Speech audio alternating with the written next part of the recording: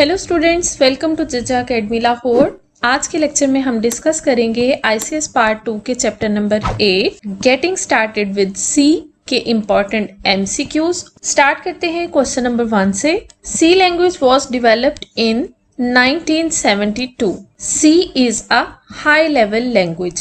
Languages की हमने main 2 types पढ़ी थी, लो लेवल लैंग्वेजेस और high level languages. Low level languages उन लैंग्वेजेस को कहा जाता है जो मशीन अंडरस्टैंडेबल होती हैं, और हाई लेवल लैंग्वेजेस उन लैंग्वेजेस को कहते हैं जो ह्यूमन के लिए अंडरस्टैंडेबल होती हैं। नेक्स्ट क्वेश्चन है, which of the following language provides the basis for development of C language. Language B ने बेस प्रोवाइड की थी सी लैंग्वेज को डेवलप करने की, और B language was developed in the year 1969 to 70। The programmer usually enters source code into a computer by using text editor. Source code उन instructions या उन स्टेटमेंट्स को कहते हैं जो प्रोग्रामर्स टाइप करते हैं किसी पर्टिकुलर लैंग्वेज के अंदर, और उन स्टेटमेंट्स को या सोर्स कोड को लिखा जाता है टेक्स्ट एडिटर में। The process of converting source code into object code is known as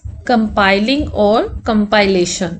An IDE consists of, IDE stands for Integrated Development Environment। जैसा कि टर्बो C++ है, ये एक IDE है जो हमें टेक्स्ट एडिटर प्रोवाइड करता है, जिसमें हम स्टेटमेंट्स को या सी लैंग्वेज की कमांड्स को टाइप करते हैं।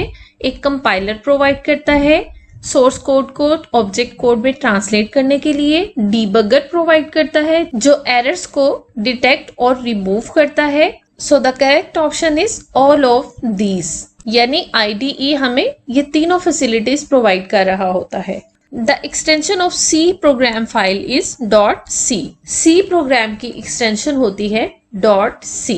C statement ends with a semicolon, जिसे हम statement terminator भी कहते हैं। Which of the following key is used to save a file? F2 key is used to save a file in Turbo C++।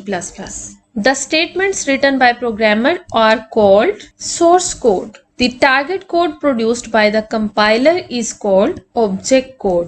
Compiler source code को translate करके जो target code generate करता है उस code को कहते हैं object code. Okay, next question है, the output of the compiler is object code. Next is, which of the following key combination is used to compile the program in C language? Alt plus F9। .exe file is produced by the linker।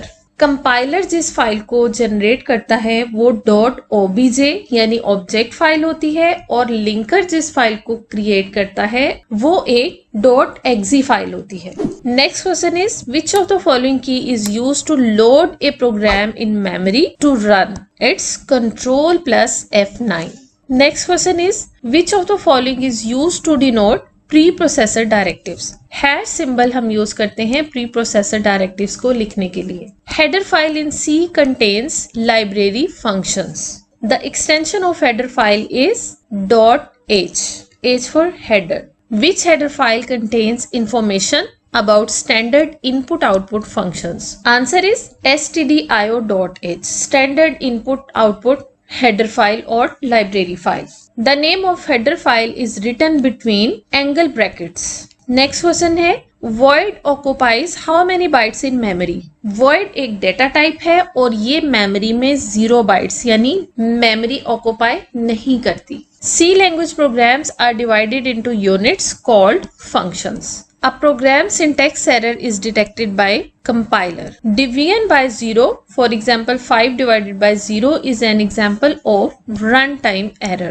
The lowest level of programming language is assembly language। In options में से जो कि Java, Pascal और C++ है, इनमें से जो lowest level of programming language है वो है assembly language। Which of the following is not a low level language? Basic language is not a low level language। Next question है, which of the following language requires no translator to execute the program? ऐसी कौन सी language है जिसके लिए हमें किसी translator की जरूरत नहीं पड़ती? वो है machine language. Machine language is directly understandable by the computer और बाय द हार्डवेयर। सो हमें मशीन लैंग्वेज को फर्दर ट्रांसलेट करने की जरूरत नहीं पड़ती।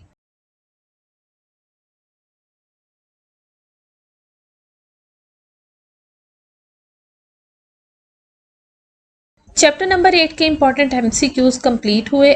Thank you for watching. For more informative videos subscribe to my channel.